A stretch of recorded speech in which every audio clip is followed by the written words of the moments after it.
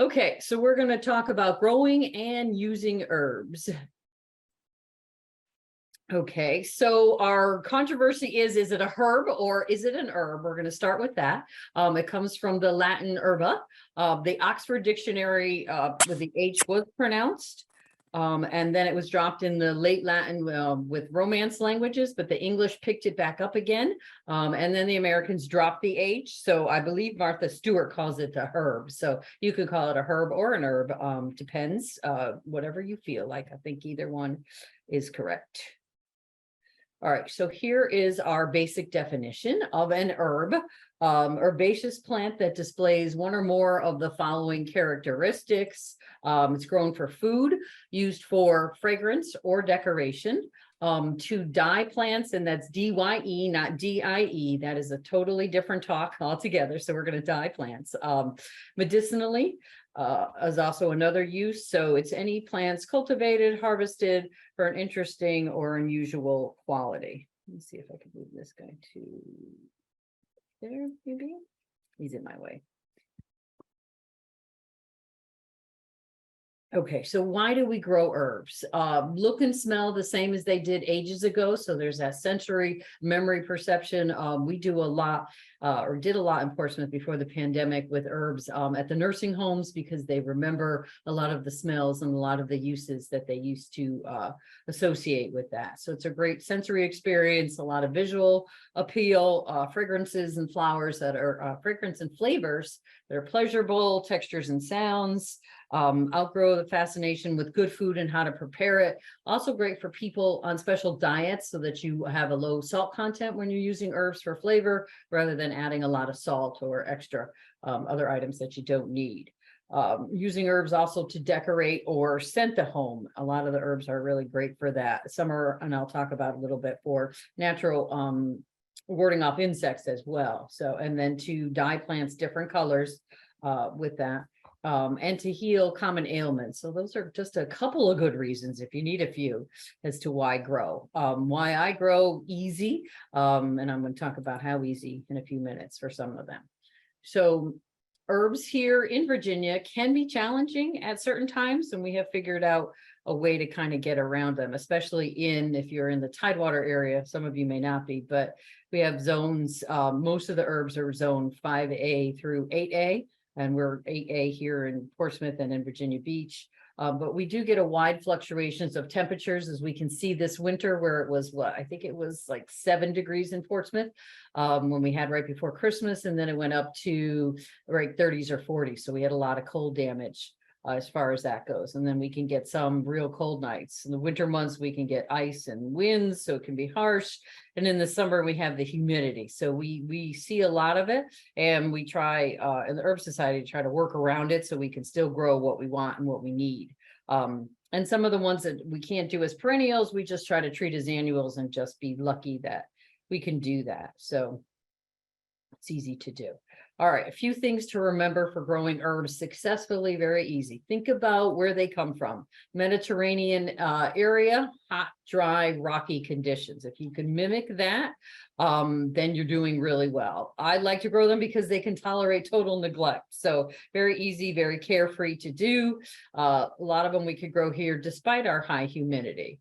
And some we still have to wait till after the last frost date in the spring. So if you're thinking about looking at out of the Mediterranean there that they grow on these rocky outcrops, think about a lot of about maybe 80% that can do that same thing.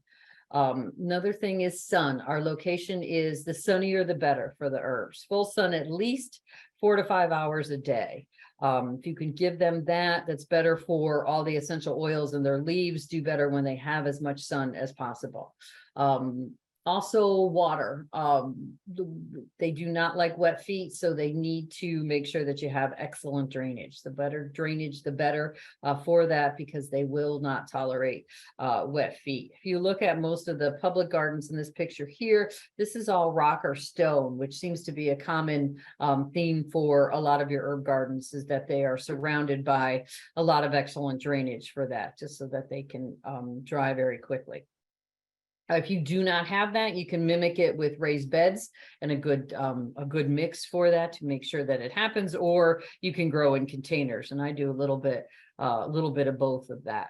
And then our other thing that we want to worry about with location or think about is to allow plenty of space for herbs to get to mature size, and that there's a lot of room for movement and air around that. So with the humidity levels that we have, as long as we have plenty of space for airflow, we usually can do pretty good. So hot, dry, sunny, excellent drainage. Okay. Our soil, good preparation is vital, as we like to say in cooperative extension. Don't guess, soil test. So prepare the area thoroughly. Soil test with most of our herbs, they can do a wide range. So we have a pH of like 6.3 through 7, even 7.2 for some of your lavenders can do a little bit on the alkaline side. So it's pretty good as far as that goes. If you want to do eastern exposure, anywhere from eastern, western, southern exposure, is southern exposure probably the best for a maximum sun, at least 4 to 5 hours with that. When you're preparing your bed, just like with any good foundation, incorporate lime.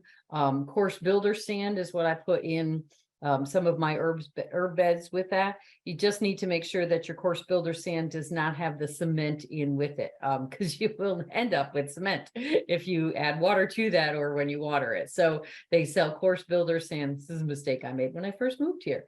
With or without the cement, you need to make sure it's without. Aged manure, compost with that when you're putting it all together for a new bed for your herbs, or in your raised bed, if you're going to do it that way.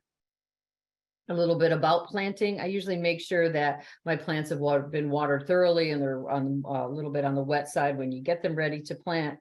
Lifting them out of the pot, spreading out the roots before we put them in the ground.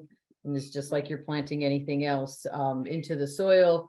Cover well, water until none of the water no longer drains out. A little compost if your bed doesn't have compost already in it, and then you can add something like an organic slow release fertilizer or fish emulsion to start off with. And then you want to mulch them a little bit, and we'll talk about mulching in just a second. And then make sure that you are giving yourself maximum room and that you're not overcrowding them. So spacing is important, and make sure you've got enough airflow. Okay, so easy. When I say watering, we looked at all the other things. Once the plants are established, once your herbs are established, I hardly ever give them any supplemental water if they're in the ground. Unless we go through like a serious drought. Once they get established, the herbs are so, like I said, carefree. Think of Mediterranean, again, hot, dry. So I don't have to water them a whole lot. They're not fussy in that case at all. So unless we get an extreme drought during the summer, where you might have to pay attention to them, because they really don't like to be overwatered. There are some, and we talk about basils in a few minutes, that are susceptible to root rot. So you want to make sure that they get settled in good, and then you kind of leave them alone to get them established, which is easy, so you don't have to worry about them too much, especially if you're going on vacation. Okay. Lean and mean is usually how I like to describe herb growing. So a little bit on the lean side, meaning they don't like a whole lot of fertilizer. If your soil is really bad, you may need to add fertilizer or compost. We talked about slow release or fish emulsion here to start with, but I usually don't put anything on my herbs once I get them planted. I just sort of let them go and do that. And they do much better that way. They seem to be very happy. Okay, mulching. So this is kind of our quick and dirty how to grow 101. So mulching is important to hold in the moisture in the summer. So I do recommend that you mulch. We could do something where on this pile of mulch here with our little dog, wood chips, usually something with the herbs that make a really good extra drainage is to mulch with either rocks, small chips. I mulch I'll show my lavender bed in just a minute with the crushed oyster shells. Not only do they add calcium, but they actually used it to the white surface heats up a little bit. Reminds me that maybe I'm at the beach or somewhere closer. Sand, gravel, anything like that for the mulching would work. You can also I also have herbs and pine straw mulched around. So anything just so that your soil is level and that there isn't a lot of fluctuations when it gets real cold, so they don't heave onto the ground, and in the summer so that they stay cool and don't have a tendency to overheat. So can do that. So the sand and stone, small stone or rocks keeps it, heats it up just enough to keep it dry and hot. We don't have to worry about the moisture staying there. All right, moving on. Pruning. People ask me, well, what do you do? How do you do with your pruning? My goal when I grow the herbs is not necessarily for pruning, because I don't want them to stay that much. I want to keep using them. So when we say pruning, unless there's something that's really woody like rosemary or lavender, do you really need to do heavy pruning? Usually you're pruning, pinching, meaning that you're harvesting. So you're kind of cutting, like in these pictures here, enough to do that so that you're using them in your recipes or using them to dry. They're meant to be used. You want to take some of the flowers off unless you're actually growing the herbs for the flowers. But if you're using the leaf parts, that's what you want to keep pruning off so that you can use them to dry or use them to cook. If it's a perennial herb, you don't want to prune off more than like a third of the woody stuff a year. But then I used all the pinched or all the stuff that I have pruned off in either crafts for drying or mostly in my cooking. So when they say pruning, I think of more or less harvesting to cut so I can use it. Okay, another great reason to grow herbs is insects. I mean, not that you want them, but herbs have a great system inside with all the essential oils that they detract. They don't really get a lot of insect problems with that, because once they get a little bit of nibble, the insects realize, okay, these guys have all this powerful stuff in there. We're not going to, so you don't see a whole lot of herbs with too many insect problems. And a lot of your herbs are used in natural insecticides. You have oil of thyme, oil of peppermint that you'll see in some of the natural insecticides. So they actually harvest the essential oils to use for organic insect sprays.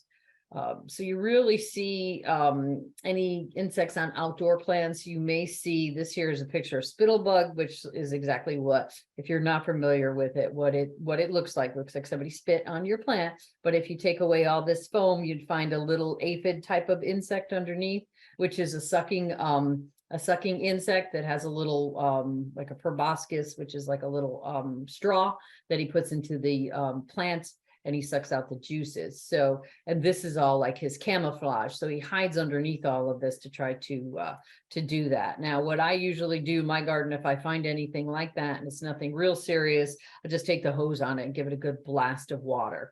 And try not to use anything harsh on your herbs, because I'm harvesting them to eat them for me and for my family and for me. So I don't really want to put anything on there that's going to be used for cooking.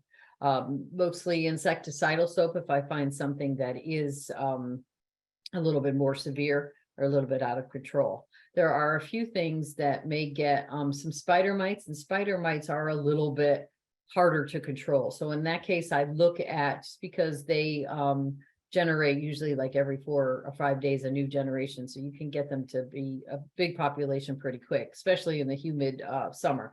So I look at it and try to weigh, okay, it's got these guys, is it worth to have it? Or in my case, oh, I'm lucky, I get to go buy a new plant and I just get rid of that one. So but you may have a few instances like that. In most cases, insects don't bother them when they're growing outside. Okay, so that was our sort of fast and dirty in outside in the ground. In the containers, a little bit different, a little bit more maintenance than in the ground. It's just as satisfying in containers. You can take some of them in the winter. People say, do you grow any of the herbs in containers inside? I don't, and I'll tell you why in a few minutes, but you can. That doesn't mean that you can't do that and bring them inside. For me, I find that I can grow majority of them outside almost all winter long, so I don't have to worry about bringing them inside in and out. But you can if you want. Our basic requirements would be to look at your containers. Our containers need to be deep enough for the plant roots, and they have to make sure that you have drainage holes. Again, we're thinking about well drained, so it needs to run through the soil with that to make sure that it doesn't sit in the water. Some of them can grow really fast, so you need to check for repotting. Can you put a lot of them together? I usually will do a couple of mixed herb pots a year. With that, the only thing that I don't put, that I do solo or would be my mints. Mints don't play well with others. Peppermint, spearmint, chocolate mint, orange mint. They're kind of bullies and they take over. So I usually have to put them by themselves in a pot or container. So everything else you can kind of mix because they'll sort of grow at the same rate, except for your mints. And is clay, people ask, is clay pots any better than plastic or ceramic? I put things in containers, anything that I have. So if I have clay pots, they'll go in clay pots. I use old shoes, I use old teapots, I use whatever I have on hand that makes me happy. So that's up to you. The clay pots will hold a little bit more moisture with that if you're planting the herbs in in clay pots, but they'll grow in just about anything. It depends more so on your soil mix and on your watering than the type of container you use. So as long as it has some type of drainage holes, I think you can get away with, like I said, whatever makes you happy. All right, so more of our basic requirement. We talked a little bit about the same thing with inside or in the ground container, well drained and porous. You can add crushed oyster shells to it. Mixture of loam, sand, a little lime to increase your pH there. Peat, any of that, a good mix would be for that.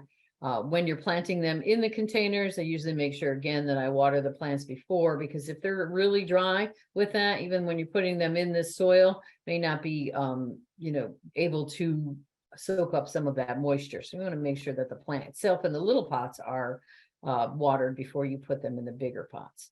Clean container. And then people say, well, there's that rule where is there gravel on the bottom for drainage or pieces of clay pots. If your soil is contained enough or is mixed enough, then I don't really think that you need it. If that makes you happy to do it, as long as you're not blocking your drainage holes, so that you could do it. And here again, I just loosen my plants from the pot and put them in there and fill it with soil. Make sure that you're leaving at least about an inch or soil, inch of room on the top, so that when you water, everything doesn't splash out all over the place, and you can kind of get it to, they will settle eventually, but you need to make sure that you're going to leave room on the top for watering, for the water to soak in. Okay, more on watering. It's going to take a little bit more for containers than it will in the ground. So when I said that I don't water anything in the ground, as far as the herbs in my pots do, every year I tell myself I'm not going to do as many in the pots, so I don't have to be slave to the holes, to the hose, but it never works out that way. So I end up making more herb pots than I need, and then I drag the hose out because they do dry out quicker in the pots. And here in our summers in this area, every other day, you're probably, if it's a bigger pot, watering the container. So that's up to you as to how much work you want to do for your herbs. Like I said, I do some in pots, I do some in the ground. When I run out of space in the ground, I put them in pots, and then I try to figure out that, because I have to have that one more lavender, where that pot is going and what I have to do with it. So that's up to you and how you guys want to, how everybody wants to garden. But you're going to water thoroughly until it's saturated and the water runs out through the drainage holes. If you are leaving them outside in the winter, then you would need to water less in the winter with that. And also outside, you're going to fertilize a little bit more. So this is the main differences between in the ground and in the containers. More water, more fertilized, because the more you water, the more you're leaching that fertilizer out, and it's not holding it in like it would in the ground. So you probably need to add a little slow release fertilizer to your pots. Just, I mean, not a whole lot, but just enough so that you're going to get some nutrients for that as you leach out.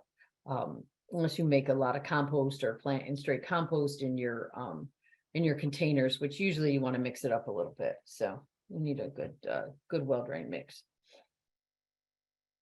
All right, so basic requirements in the containers as well as in the ground, same thing, sun, at least a half a day of sun. Winter, if you're going to bring them inside, you need to do a south-facing window. And here we'll just talk about bringing them inside. There are some of the herbs that you can start inside, basil, rosemary. You can do that here in our area. You can keep rosemary outside. So like I said, there really isn't anything that I have the need to bring inside and continue to grow it inside. I've tried basil a couple of times, and I've just decided that it wasn't quite worth it to try to do that. Your humidity is less inside, and you're more susceptible for them stretching. You don't usually have the light requirements inside unless you're going to put them under artificial lights. In that case, you need more light, so they're stretching, and when they get stretching, they get weaker, and then you're more susceptible to the insects and disease problems inside. So for me, I decide that because I can do 90% of them outside still, unless it gets real cold and I don't want to go outside, I'm still harvesting almost all, all winter, all spring, as far as the herbs go. There's still a lot of them out there that can do that. And for my basil, what I do is I stock up on my pesto all the way until November, and then I keep that with me. So at least I have basil pesto for my soups and for my pasta for the winter, and then I'm not craving it so much. Okay, insects we talked about, and here I just mentioned this again. Outside, they're a little bit rarer, but when we're bringing them in, you may find that you may get a few more problems with that. What I do with the herbs, if I am bringing them in, or with any of the any houseplants in general, or anything that I'm bringing in from outside, is that I will probably spray them down with insecticidal soap, spray with water, good, to make sure that you're not bringing anything in those pots that may have harbored in there, like ants or some other kind of insect in with you when you bring your pots in. So some of the ones that we do get inside the house, scale, spider mites, whitefly, mealybug, look like little cotton balls. So you may find those on some of your, particularly rosemary, and if you're trying to do oregano inside. A little dab of rubbing alcohol would work, and then you can spray up to when you harvested. But here again, think about the fact that you're spraying it with something, but you're going to eat that. So you really don't want all those chemicals or even insecticidal soap on that. You want to make sure that you rinse it really well when you're washing it and you're bringing it in to use. And then inside is where you need to allow plenty of air circulation. In a lot of our homes, at least the way mine is constructed, all of my heating and cooling vents are right in underneath the windows. So if I get the light in there, I also either get AC or hot forced air. So neither one of them is really good for the herbs. So this is why I have given up with that fact, because I don't know who designed these homes, but I have a vent right underneath my windows, and there are not very many that don't have them. So I have tried to add extra humidity by using trays, little saucer trays filled with, if you guys do this with rocks, and you're filling like a layer about an inch of rocks, and you're filling that with water so that you get some humidity there. But it's a little bit harder inside the house in the winter time to try to capture that humidity. It's just a little bit too dry. And that's one of the reasons I don't have good luck with them inside. All right, so that was our basic.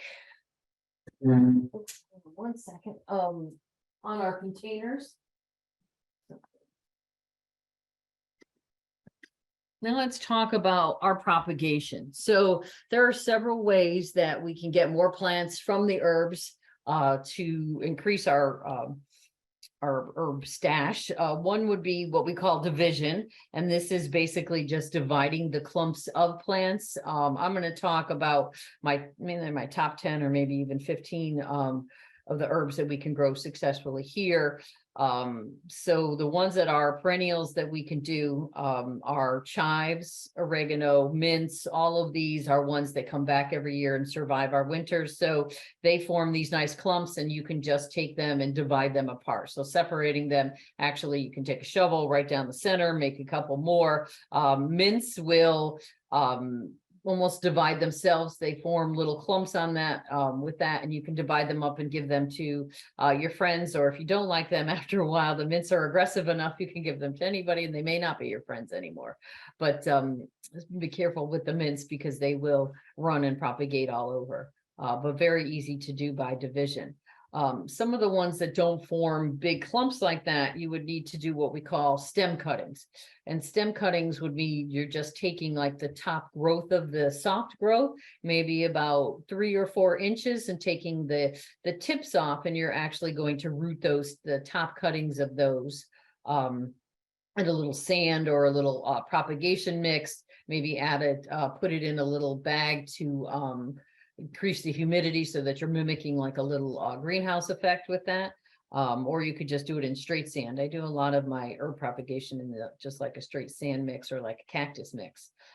Any of your salvias or your sages will work well with just taking stem cuttings or tip cuttings. Lemon verbena is another one that you could do that way. Scented geraniums, if anybody grows scented geraniums, a little bit on the old-fashioned side, but are coming back again.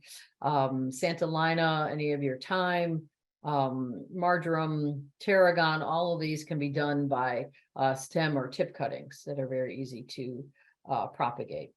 Ones that are really easy to do by seed, basil is one that seeds very nicely by just germinating seed. Dill works very well by seed. Coriander or cilantro is another one that works easy by seed. The other ones the ones that you do by division, you can do them by seed. It's just that they take a long time. So it's just easier to get them quicker if you divide them. And then one of the harder ones to do would be bay laurel. This is one that is difficult to propagate. This actually, and we'll talk about this in a minute, becomes more like a big tree. So with that, the tip cuttings take a long time to root if you were going to do a stem or a tip cutting. I've never actually seen them flower or go to seed in all the times I've been working with herbs. So what the herb propagators do is they do a method called layering. So they'll actually take branches of the big herb, the bay stem, and you're sort of laying it down, and you're putting something on top of it like a big rock or something like that, brick, some things where it's heavy, and then when that stem meets the ground, lots of times it will actually sprout. You can even make a little cutting in there, and then it'll go its own roots, and you can make new plants like that. But bay laurel is one of the harder ones to propagate like that, and this is why when you see them out in the trade, it's much more expensive than you would most of your other herbs. A lot of your herbs that you can find range anywhere from $2 to $5 for some of these, especially the ones if you start them from seed. When you're looking at like a bay laurel plant, it's got to be at least $12, $15, $20 for some of the bay laurel. So it's a little bit more on the expensive side, being that it is really harder to propagate. So it's going to be a little bit longer in production. So in order to get some kind of profit out of it, they usually charge a little bit more when you see that. But it's worth it to grow your own bay laurel, because when you see them in the store, you'll get a little package that'll be like 3 or 4 leaves that'll be like $5 or $6. So you definitely should try it if you can grow your own. Okay, let's see. All right, so a few hints before I go into the specific of what I call my top 10 herbs, and then we'll do a little bit on harvesting.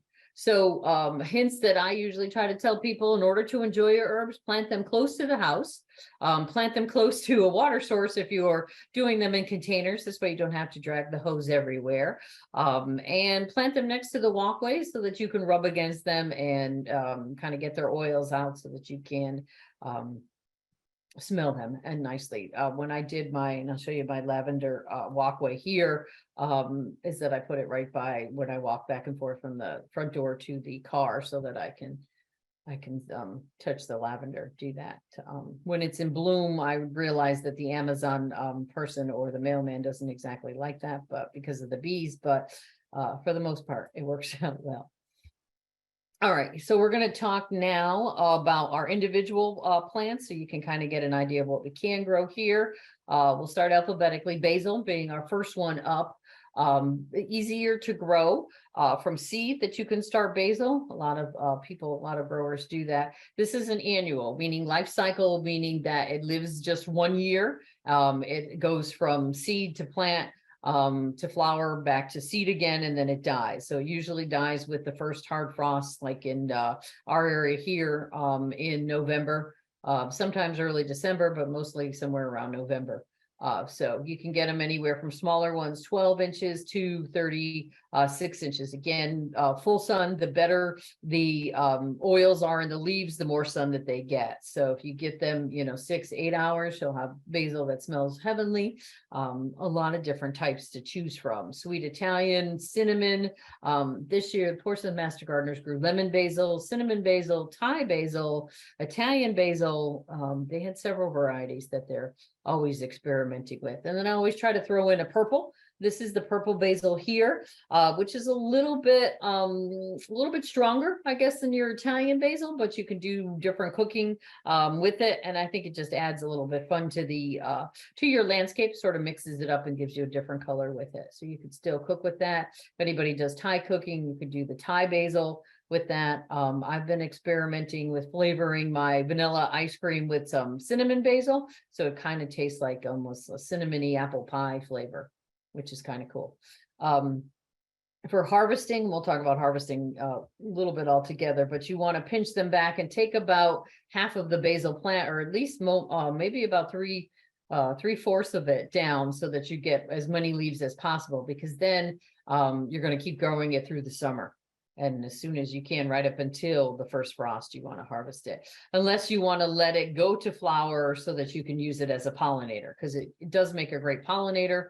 And the bees will love it too. So it just depends on as I get to my basil capacity somewhere around September, I will let a few plants go to seeds, because the blossoms are great, and seeing all the bees on it are wonderful too. So another great thing about a lot of the herbs is that you can use them for pollinators for the gardens. So if you're having trouble pollinating your vegetables, I always tell people to stick a few herbs out there, because if you build it, they will come. If you bring flowers for the vegetables and the herbs, they will come they'll pollinate the herbs and then go and pollinate the vegetables that are nearby. So try some basil. Like I said, this one I can do right through November, and then I'm already making lots of pesto, freezing it in my freezer for the winter. I think I still actually have 1 or 2 containers in there now as the basil just gets started. So I stock up with that so that I have some type of basil throughout the season.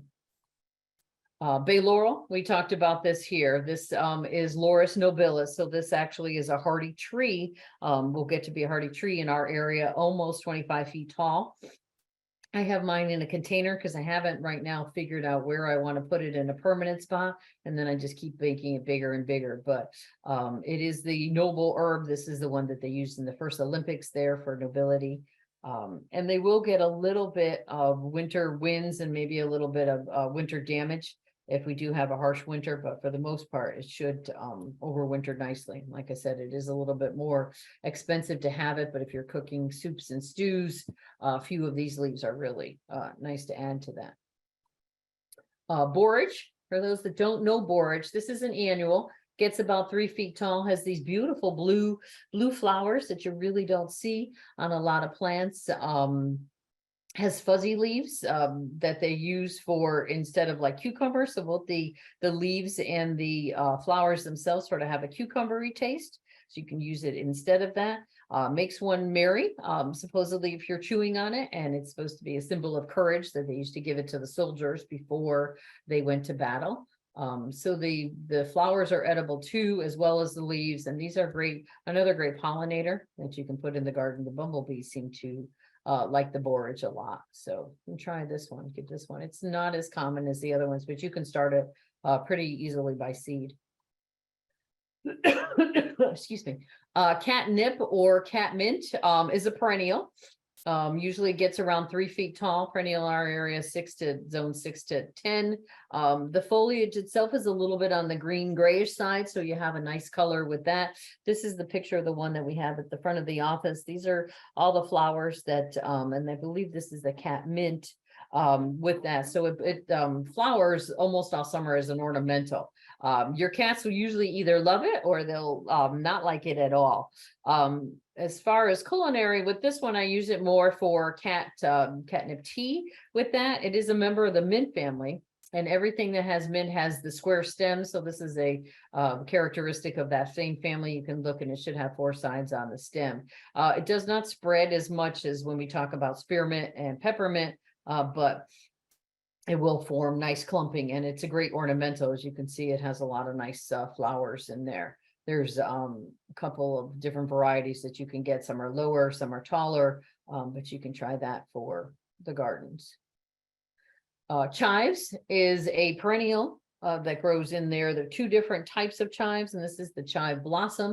As you can see here, there's a garlic chive that has a flat leaf, and then there's an onion chive with round leaves. These are the flowers for the onion chives. I stopped growing the garlic chive a couple of years ago just because it self-seeds so readily. I had all these little garlic chives all over the place. The onion chive is a little bit better behaved. It sort of goes clumpy, and then the clumps get bigger, but it doesn't self-seed and shoot out stuff everywhere. Could be the fact that I also take these blossoms and I put them in a little oil and vinegar, and it sort of makes it turn a purpley color, but it gives it sort of that little onion flavor to it. So both the blossoms and the stems are edible with this, so you can use both of it for that. So you should try some, and you can use garnish of the chives on your baked potato and sour cream. That's always a favorite to give you that little oniony taste. Coriander or cilantro. It starts off as cilantro with the leaves.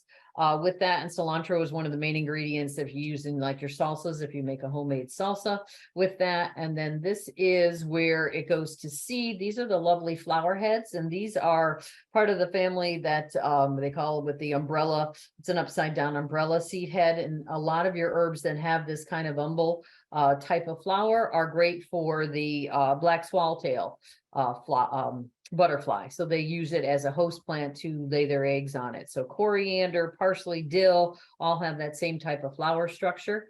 So the coriander would be another one like that, or the cilantro with that. Once these flowers fade, they actually form the seed that becomes the coriander. So then if you're using the spiced coriander, you can sort of cook with it, dry it out, crush it, whatever you need to do with that. And that a lot of people say, I can't do the cilantro, I can't do the coriander. The trick to that is that it's what we call a cool weather herb. So it is an annual, so it does die back at some point.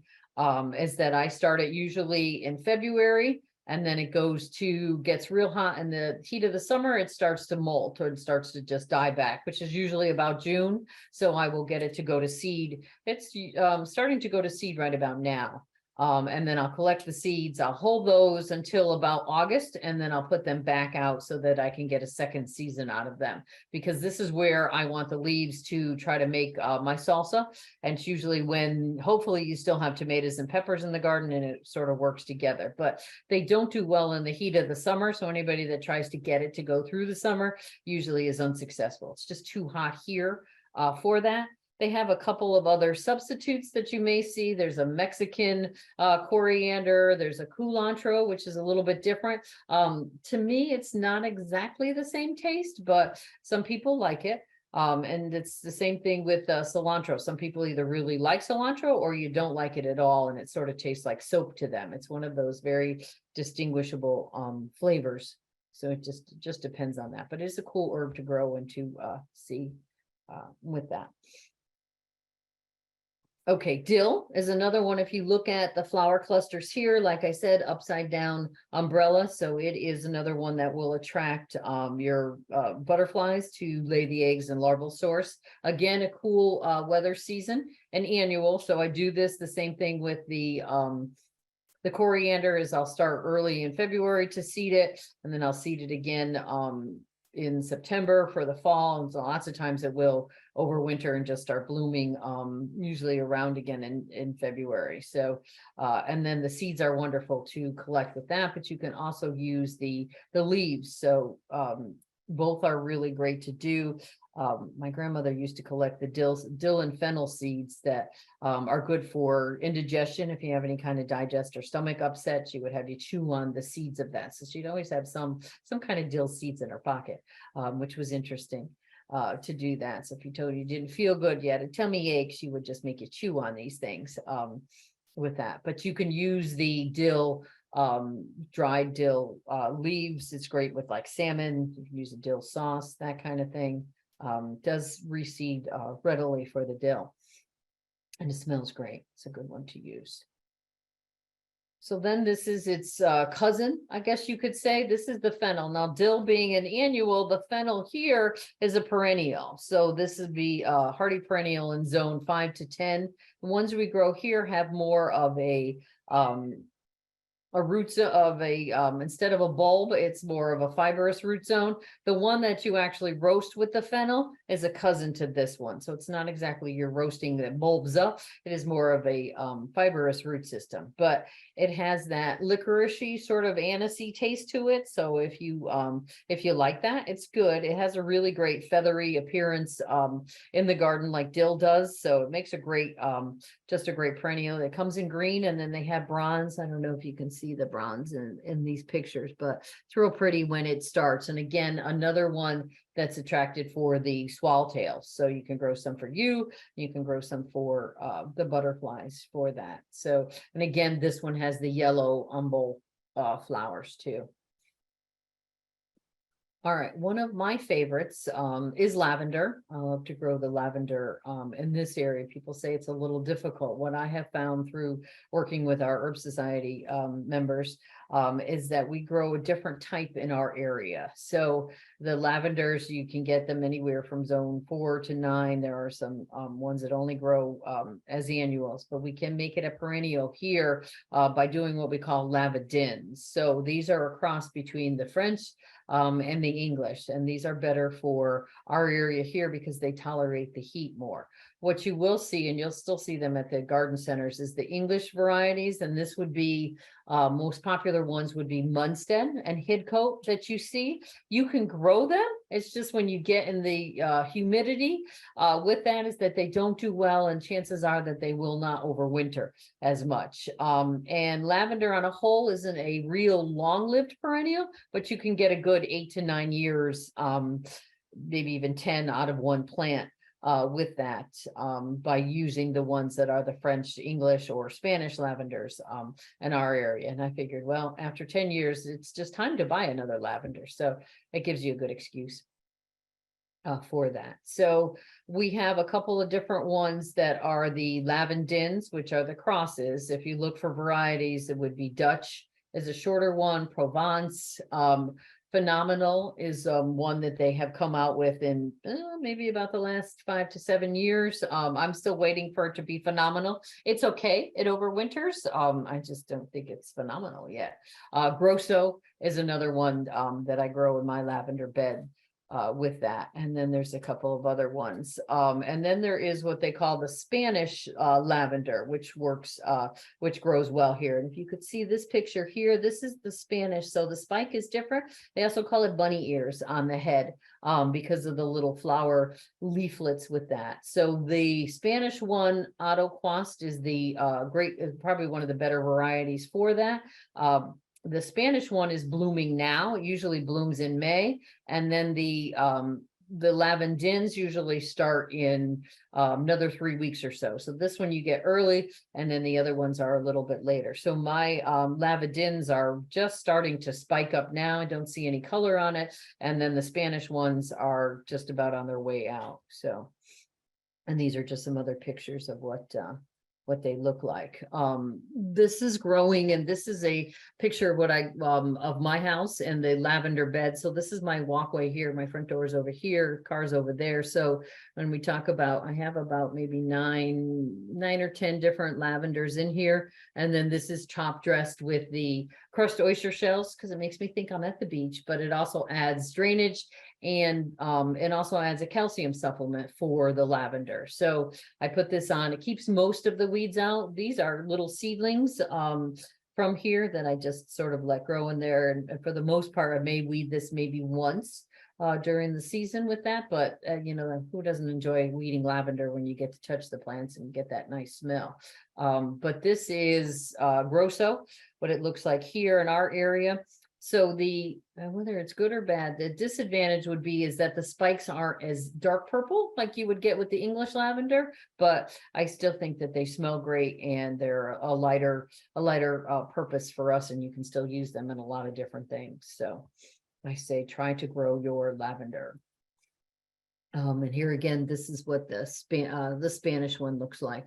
And they use lavender in all kinds of different things. I make a lavender shortbread cookie with the seed heads actually, or the seeds with that, these guys here, but they use it in cosmetics, perfumes, laundry detergent. It's in a lot of children's products and a lot of baby products because it's very safe, and the smell is something that is very relaxing. It's you use it in a lot of bathing products. It relaxes a lot of kids, relaxes a lot of adults with that. So many purposes that you can use the essential oils in. Like I said, you find it in all kinds of different cleaning products, dish soaps, laundry soaps, so many different craft stuff that you can find lavender oil in. And I find a few people that don't like lavender.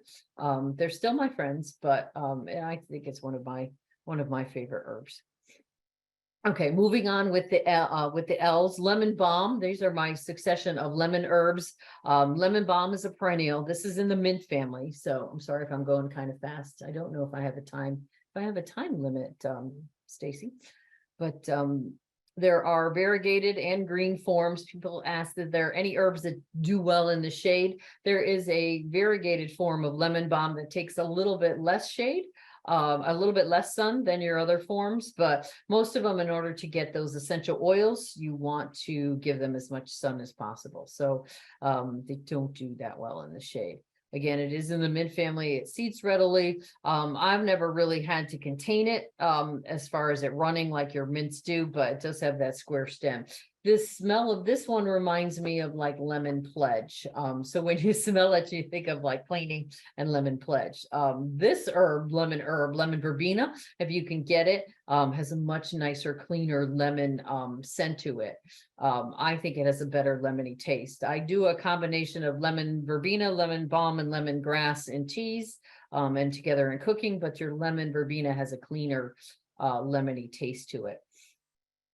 This one is probably one that I will try. Usually I do it in a pot and then I put it and then I'll bring it inside in the winter because it's a little bit harder to find. So I'll try one in a container. I'll leave one outside to see if they do overwinter, and then I'll bring one in just in case and leave it in my garage. So it's one of those where if we had a harsh winter, may survive. If it's protected, may not. But it gets 4 to 5 feet tall, and just if you could find it, just a great lemon zing taste to it. It's really nice. And then there's lemongrass. If those are familiar with the lemongrass, used a lot in the Thai cooking. Marginally hardy here again is another one that may come back. Sometimes it does, sometimes it doesn't with that, but it has a strong citrusy flavor used in the Thai cooking and teas, sauces, soups. The variety of lemongrass, there is one that they use in that citronella oil production. So if you're thinking about like off the insect repellent, the citronella is one of the ones that's used in there as a common insect repellent, especially for mosquitoes. When they talk about the mosquito plant, it is not the lemongrass, though. That is what they marketed for a scented geranium. So, and the only way that you could actually get that to work would you be constantly rubbing those leaves to release the oil. So not sure it's worth it for that. But the lemongrass is what they use, the lemongrass essential oil, to put in your mosquito repellents for that, and candles and aromatherapy. So it does form a nice ornamental grass that you can use, but the parts that you use are actually down here, using kind of close to like the rhizomes. All right, marjoram, related to oregano. It's kind of like its little sister as far as that goes. The flavor is a little bit mild. Again, if you can see, square stems. So these are in the mint family. Soup, stews, anything that you would use oregano for, you would use marjoram in. Has a little bit milder flavor. And I think just a minute, we'll get to the oreganos. Mints, kind of group the mints together because there's so many different types, but these are all menta. The genus is menta, MENTA, and there are peppermint, orange mint, spearmint, pineapple mints. There are chocolate mints, lots of different ones. Again, the square stems, these are ones that you have to worry about that will run. And when you put them in the ground, they will run everywhere, up and over and through. What I do with mine is that I put them in a pot and then I sink the pot in the ground. So it looks like they're actually growing there, but they're somewhat contained. And that doesn't mean that they don't go through the hole in the bottom and come up, but I kind of get a sense that I've sort of kept them in a container and do it that way so that they don't spread crazy. But I find that I have this is my peppermint growing, and then this is spearmint. The peppermint, you can sort of see and tell the difference. The stem is just a little bit darker at the tips. It's a little bit, and this one is a little bit more clean green. This one is Kentucky Kernel, which is probably one of your best ones for tea. Also great for mint juleps or mojitos. If you're wanting kind of drinks like that, you can use those. And then pineapple mint is a variegated mint. So lots of different ones out there with different flavors that you can experiment with and check out. But they usually need to have some kind of containment with these guys because they'll have underground runners that spread and will run all over everything. Okay, I mentioned marjoram just a little while ago. Oregano is its bolder cousin. It is a hardier perennial here. Marjoram is also, well, it's kind of a sensitive perennial. We'll call it that. Lots of times I've had it over winter, but sometimes if it gets too cold, it just doesn't come back. Whereas your oregano is pretty hardy. It's come back for me for several years. Again, the mints too, but this one here, if you're looking at the flowers, are another great pollinator plant. So we're looking at double duty for a lot of your herbs. Not only do you get the herbs for the leaves that you can use or sometimes the roots, but you also get the flowers that are great for the pollinators. So you can harvest a bunch, you can let it do its thing in flower and see all the bees and the pollinators, and then you can cut them back when they're done and harvest more. So it's kind of like gives you that great cycle for that. Couple great varieties of this. Herrenhausen is a nice hardy oregano. There's the Greek oregano, and then there's Italian varieties, which are close because they kind of cross each other. Again, square stems in the mint family. So you'll see a lot of that in the mint family. These guys aren't as aggressive as the mints, so they don't run as much as peppermint and spearmint. They're more clumpy, like your lemon balms and your marjoram. Okay, parsleys is an annual in our area or in zone 5 or 7, or in here in our case, since we're zone 8A, treat it more like a biennial. So first year you'll get the rosette come up, you'll have the leaves. The second year will actually form the clusters and go to seed. So this is the flower cluster that you can see here again, that little upside down umbrella. Larval food source, great for your swallowtail butterflies that you can see will just decimate these guys in the summer when they're all looking for food. Two different varieties that you can see, curly, a little bit curly here, and then a flat leaf parsley. I haven't found that the butterflies like either one any better. I think they're on both of them, and I grow both of them as far as that goes for the butterflies, and just enough for me and enough for them. So we try them right now. The ones that I planted last year are actually in this stage right here, which is they're going to flower. So as soon as they're done flowering, as long as they don't have any little larvae on them, I'll just kind of let them go yellow. And then I've already got new ones in there to start with that. So I keep up with it. I have not found that these guys seed readily. I have not been able to do parsley too much from seed. So luckily my neighborhood store has a lot of herbs, my garden center, that you can go to and just get new plants. So always a reason to buy new herbs. Okay, rosemary, in our area here, zone 8 to 10 in Virginia and Hampton Roads, rosemary officinalis is a hardy shrub. So it can get big, can get 6 to 8 feet tall, wide. This one is where people ask me, can I prune that back? Because this one gets woody, like your lavender. After a few years, you can prune out those woody sections and kind of cut them back somewhat so that it can keep going. It does have blue flowers in the winter. This is a picture of the, I think this is Severn Seas that is in the winter with pretty blue flowers, darker blue, and some have whiter varieties. that you can do that. Hill Hardy, there's a couple of the great varieties. I've been experimenting with barbecue, which actually has strong, narrow, looks like a barbecue skewer, so that you can actually use it for that. And then you get your flavors of the rosemary right into your herbs or your meats that you're grilling. So it's kind of cool. But there are lots of different varieties that you can experiment with. Rosemary, good for remembrance, good. Rosemary oil is another one that they use as a natural insecticide, but also as a essential oil that you can use for if you're sleepy, kind of revive you. It's a good uses for rosemary.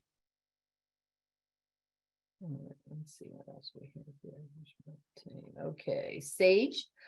This is Salvia officinalis, and when you see officinalis, just means usually that they're using it in medicinal or official culinary things. So the salvia is a genus where sages, you get a lot of ornamental salvias in the garden. There are lots of different varieties that you're just using the flower for. These are the ones that we're basically using a lot of the leaves for. So this is our common, or what we call the gray foliage salvia officinalis. Here comes in little shorter leaves, or you can get broader leaves. This is your purple salvia here. They have a golden variety, which is a tricolor golden green leaf, and then this is a tricolor that I like to grow in there, just because you get the purples, you get the reds, the creams and greens, and they all basically have the same sort of taste and flavor to them, but it just sort of spices up in your ornamental beds, and you can kind of mix it up a little bit, match it with some of your other ones. Sage is a great plant for if you have colds. You can do the leaves and use it as a cold suppressant. Also for us that may be in menopause that want to use it for hot flashes, the tea is really good for that at night if you take some for that. And then there's also one of my favorite salvias. Now these have a very strong flavor. So if you're using these for like, we make our turkey stuffing with the sage every year, a little goes a long way. So you don't need a whole lot because it can get to be overwhelming. But then you have pineapple sage, which is this guy here. And I don't think I got any that are in bloom, but this one, if you can find him and grow him, he is a great hummingbird plant. So he is more what I call tutti frutti flavor. With that, and I use it for to flavor some of my pound cakes and that kind of thing, because he has great red tubular flowers that the hummingbirds love later in the season. So this one will start blooming like maybe the end of September, beginning of October, and go all the way through December until we get a really cold area. It's just wonderful. And he gets, in my garden, he gets like 3 feet round and wide.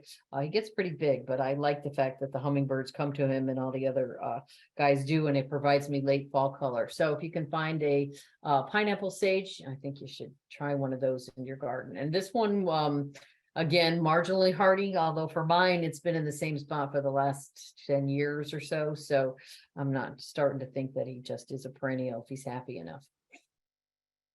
Okay, a little bit on scented pelargoniums or scented geraniums, if anybody remembers these from back when the coleus was popular, like in the 70s. These are making research again. So these are actually related to, like you see the red geraniums that you'd find maybe at the cemetery. These are annuals, but what's great is these have scented leaves. So you can see a variety here. They have variegated. So if you rub the leaves on these, they emit a nice odor. And there's lots of different varieties of these and different leaf structures: coconut smelling, peppermint, chocolate smelling, lemon, snowflake. This is the one, the citronella one, that they bill marketing wise as the mosquito plant. So if you get one of those and you rub the leaves, this is what they're calling that will get rid of all your mosquito problems. The problem is that you just have to constantly be there and rub the leaves in order for that to happen. So if you got nothing else to do and you want to sit there and do that, that's great. But it is a kind of a cool plant to have. And they do have these smaller flowers, not like your big red geraniums, but you'd find them in pinks and purples, a little bit on the red side. So check those out if you can find some of the scented geraniums. The lemon, the rose scented are always neat to have and check out. Okay, stevia, for those that are looking for a sugar substitute, if anybody is diabetic, they want to use some of the stevia in your products, trying to substitute this for sugar. It's very sweet, about 40 times sweeter than your sugar. And I'm starting to see a lot of cookbooks that show you how to make the ratios and use this in the cooking. I've had it overwinter. It says it overwinters in zone 8. I've grown mine in a pot, which doesn't seem to overwinter. I can't really quite find a person, home for it yet, for that, but you can get it to overwinter. You can dry the leaves and just taste how sweet they are. So it's kind of a neat thing to try out. And I think, let's see, where are we? Okay, tarragon. Here in our area, the true tarragon is this here, Artemisia, which is more of a yellow one, and that is your French tarragon. It's a perennial, starting with zone 4 to 10. It doesn't do well in the heat of our summers. It just sort of molts. So you can get it to do well for a little bit, but it's just too humid in our area. So we are growing within our herb society a substitute that has that same sort of, I guess you could call it licoricey or anisey taste to it. That works just as well, but that does better and that survives. And that is a hardy perennial, and it's in the marigold family. So the genus is Tagetes and the species is Lucida. So they call it a Mexican mint marigold. So if you see this plant, you can use it in substitute or Mexican mint tarragon, they call it. And it does have these little yellow flowers that are little marigold, and they're edible as well. Flowers that you can use. So this is hardy zone 7B through 10. I have this in my herb garden, and this one starts to flower later on. So it's another one that will get you some fall flowers on it, but you can use the leaves anytime. It's just later on that you'll get the marigold looking type of flower, but they're edible, and it has that same, you can't really tell the difference as far as the what the recipes if you're using it for that. So it kind of works out the same. So that's our substitute for tarragon. Okay, and our last one to go through would be thyme. Everybody needs more thyme, I think. In our area, perennial zone 5 through 10, so you can grow it here very well. There's a lot of different varieties here, some uprights. This is English. This here is what it looks like in bloom, which is just about done blooming now, but they're usually covered with bees. Again, another little great pollinator. They come very short. They're a short creeping plant. You can get some that are even shorter that are ground hugging, but the ones that we use culinary wise are a little bit taller. They're maybe about 3 or 4 inches. English thyme, there's a lemon thyme, which is green and variegated. They have a orange basil thyme. You have a thyme that smells like oregano. I don't know why you would do that, and then you have some that aren't exactly woolly, aren't exactly culinary, like a woolly thyme that make great ground covers that you'd get a scent to it, but has a little bit of fuzz on it. So it wouldn't exactly go with your dishes with that. And they use them as a ground cover with more very small leaves, but the culinary ones are great to try. Great to use in the garden, and they're perennial and great bee plants. Okay, I'm gonna keep going here. Just a few more on harvesting herbs with that and what to do now that you've got them all growing really well. So you should harvest them from the tender, flavorful leaves. Usually take the tips or the top parts growing. The top are 6 inches of the stalk. Take off the blossom heads unless you're growing like a lavender for the blossom heads. In that case, you want to do that, but that's where your concentration of oils are with your flavor and your aroma. So they recommend that you're using a sharp knife or scissors to cut the stems or the branches. What I do is I try to shake them or remove any critters, anything that you might have on them, kind of just wash them a little bit. Any damaged, bruised, or diseased leaves, you really don't want to harvest those. Rinse the branches, like I said, in kind of cold water, drain and block dry with that before you're going to cook with it, just to make sure you're not bringing anything in. And then sort of turn them upside down, and then you can just sort of pull them off into your what you're going to use just sort of removing them from the stems. And then you could either use them fresh or you can dry them. So if you're growing the annual ones, the basil, dill, coriander, any of those, you can harvest until frost. The perennial herbs, it says usually until late August. I just kind of keep going with mine because it just, if they're a well-established one, the reason with this is they tell you not to do too late so that you can still get them to overwinter. But mine are so prolific and established at this point that I go out and harvest all my perennials all the time. And I really don't have a season where I don't harvest them unless they're cold and kind of dried up. If you're using the tarragon or lavender flowers, you want to do them early in the summer. For the lavender, like is probably another 3 weeks is when you do the lavender. And then once they're done blooming, usually around July or August, I give my lavender, I kind of cut them back and I kind of cut out a lot of the woody form, and then they will come back and sometimes they'll do a second blooming. The tarragon for me, for the Mexican mint, doesn't start to flower for the flowers if you're going to use it until later on. So I would harvest the flowers around October or so. All right, as far as our different methods of drying, you can do air dried, which is just as simple as you see here. It's basically getting a bunch, putting it in a little rubber band, and then finding somewhere to hang them. It's very inexpensive to do, tied in bunches upside down in a well-ventilated dry place. You want to just make sure that you keep them out of the sun so the sun doesn't sort of blanch them and to make them change the color or lose their flavor.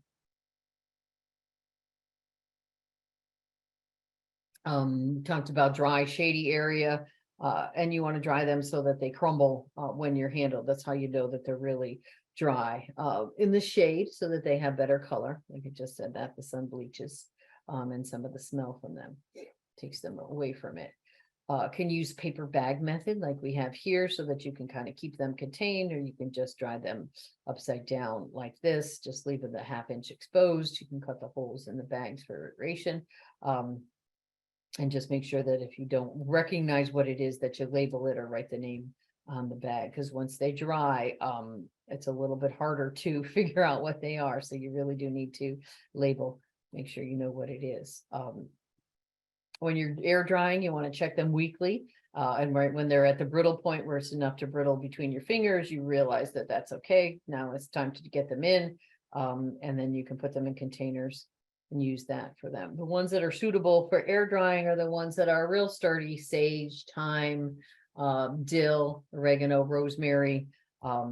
You can do upside down for any of that. Parsley they put in there, but parsley I've always used fresh. I think with the parsley flakes, they just don't seem to dry, and you really get, same thing with the basil. When you kind of dry it, you don't get that really great flavor as much anymore. So it's a little bit different when you're drying it, because they just sort of have a washed out flavor to it. But you could try it with that. You can also use drying racks, which are just trays or shelves to lay the herbs out flat so that the moisture is out that, so that you can get the process and just air circulation through that. I have a system of like screens that I use that are like window screens or frames that I put a lot of the herbs on and do that and keep out of direct sun. The best way that I found was to dry the basil one day was just to put it in the back of my car when I got stuck in tunnel traffic. And by the time I was through the tunnel traffic, most of the basil had dried in my car and had a great air freshener smell too. So I found that that's a good way if you're going just local and you need to dry your herbs quick. Hot car will really work in the summertime here in this area. But you can also dry them and, the shelf. The higher moisture ones, like I said, need a little bit more drying. The basil, tarragon, lemon balms and mints, and you want to make sure that you have enough, aeration through there so that they don't get moldy, because that's the problem, is that if they dry out, they'll mold if they don't dry out quick enough. I have used in the past dehydrators. I've used the oven on low setting, and I've used the microwave to dry herbs. Unfortunately, when I use the microwave, I also put paper towels in there, and then I set the herbs on fire. So you have to be very careful when using these. I find that most of these also take some of the flavor out of them. So when you're using these to dry, it's a quick method and they're just not as flavorful, but it doesn't mean it's not impossible. But you can try it and see what works for you. I use a dehydrator for some of it, and some of my other things to dehydrate with that they work okay for. Okay, and then if you're drying your lavender, I wish this was where I was drying all my lavender. I don't have that much, but this is a commercial production drying lavenders that you want to pick your flower heads when they're just closed up and they're just the tops are opening with that, because that's when they have the highest oil concentrate. And then you can turn them upside down and do bunches like this, or you can just do the seed heads themselves and use them for potpourri with that too, and separate them for if you're using it for just the buds. Okay, what you can also use to save your herbs is you can freeze them. A lot of them are really good just to do freezing. You can just simply put them in Ziploc bags that you can do airtight. You can do canning jars in the freezer. Those will work too. And then you can just sort of crumble them into your recipe. I do, some of the ones I do like oregano, and a lot of my stew ones I'll put in ice cube trays, and then I'll add water to them so that I can freeze them that way too. You can spread your herbs out on a cookie sheet, and then when they're frozen, you can pack them frozen that way too. These are just different methods. This is kind of what they look like when you've kind of got your blocks of the frozen ones. Now, granted, they are mushy, so you can't expect them to be any, real fresh with that, but, or for gardening, because, for garnishing, because they're just sort of limp. But if you're putting them in your soups or your stews, or if you're making, spaghetti sauce, something like that, with a couple of cubes of oregano in there, it's great for that. The chives work really well for freezing. I have done the parsley, the fresh parsley, sage, tarragon, oregano with that. Rosemary works okay, but it's a little bit, it's better to dry the rosemary than putting it in the water. Like I said, there are some that you just get mush, and then there are other ones that will lose some of the flavor, but I do stock up and put some in the ice cube trays. Okay, last part here on storing the dry herbs. So when they're brittle to the touch and you can crumble them, that's when you know that they can go in the jars and that you can store them, airtight containers away from the light, or you can store them in plastic bags.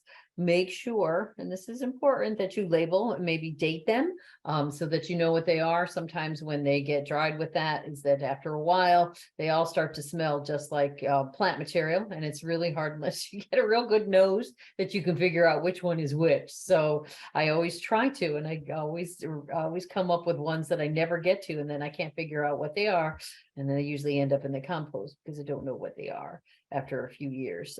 So label them somehow, label with the name, the date, just so that you have a year on them.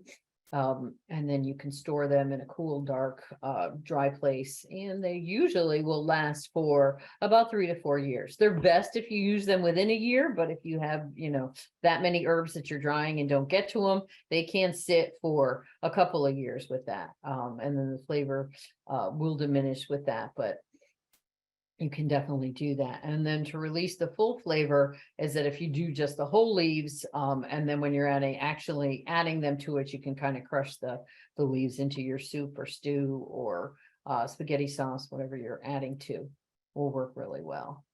Usually in the last hour of cooking with that, usually for the best flavor. And this is something that I put on here when people ask me all the time if you're using fresh versus dried. So 1 tablespoon of fresh herbs is like 1 teaspoon of dried herbs. So the dried herbs are much more concentrate. So if you're doing that, just remember that usually the basic equivalent. And I think that is about all I have right now. So my suggestion is go out, plant, grow, enjoy, harvest your herbs. Oh, let me go back. Okay. Sorry. Let's see. Oops. There we go. Here are some resources. The Herb Society of America is the where I get a lot of stuff, and I'm a member of. There's some other great herbal things here. NC State has a great stuff on herbs. Clemson, there's a bunch of stuff out there. I have actually 2 books here that we can talk about too. All right, questions? All right, we do have a few questions in the chat that we will get to in just one moment. Okay. Cindy is answering questions. I'm going to pop up our poll. It's just 4 quick questions. If you can answer those for us, that'd be great. Okay, so the first question that we have is she says, excuse me, I have a lavender that is pot bound and woody, yet it comes back every year and blooms very well. Should I leave it or move it to a bigger pot? Can it be divided?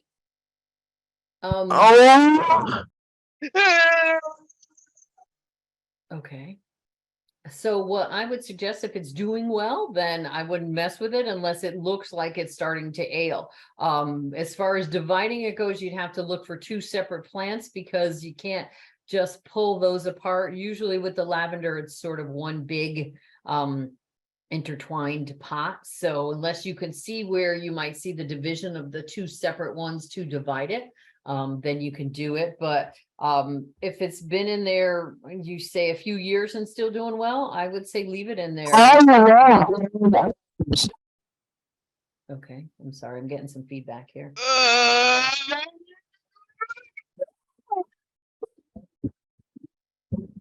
Stacy, are you there? Yes, I'm sorry. Somebody in the audience was had unmuted. Okay, yeah, I was getting some feedback. So I'm hoping that I answered that question enough for that person. And then the next one is pineapple sage perennial. Pineapple sage. Yeah. It's one of those that it's kind of on the, I would say on the border, but I've had mine come back for several years. There's also a chartreuse pineapple sage that has like a golden color, which is kind of cool if you can find it, that is golden color with the red flowers. It's kind of neat. So I think it might need a protection. What's up, my fellow Fortniters? Yeah.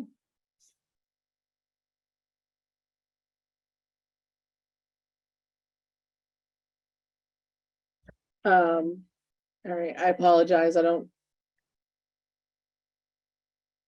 We're just gonna start kicking people out, I think. Okay. But I also, let's see, can you grow pineapple sage from seed? I have not done it by seed. I find that with most of the sages, it takes a long time by seed, and I don't have that kind of patience. I do better by tip cutting with that, or start with the new ones, and then once I get a big clump established, I'll take the tip cuttings. The sage by seed is, I don't have that kind of time nor patience to do it by seed. So, but you can try. I've And not then seen pineapple sage anywhere, I don't think, available by seed. So okay. And then the last question, what size pot do you recommend for basil? depends on how big you've got how many basil plants you have. If you're starting off with just one basil, lots of times when they grow, you'll find in the pot there are multiples because of the way they seed them. They seed a couple together. So look at the plant that you have first to see if there's multiples in there or if it's just one stalk. Lots of times you'll find that there are at least 4 to 5. In that case, I'll recommend at least an 8 to 10 inch because you're going to need room for it to grow. But it's rare that you usually find like one little scrawny thing unless somebody's done it themselves. Usually when you get them, they're a couple together, or you'll find that some of the ones do like a 3-pack. If you go to the nurseries, you'll find as opposed to a 6-pack, but the 3-packs have like the little starter ones, which will have like three little starters together. Great. All right, I don't see any other questions. So thank you again very much You're welcome. tonight. Appreciate all the really great information.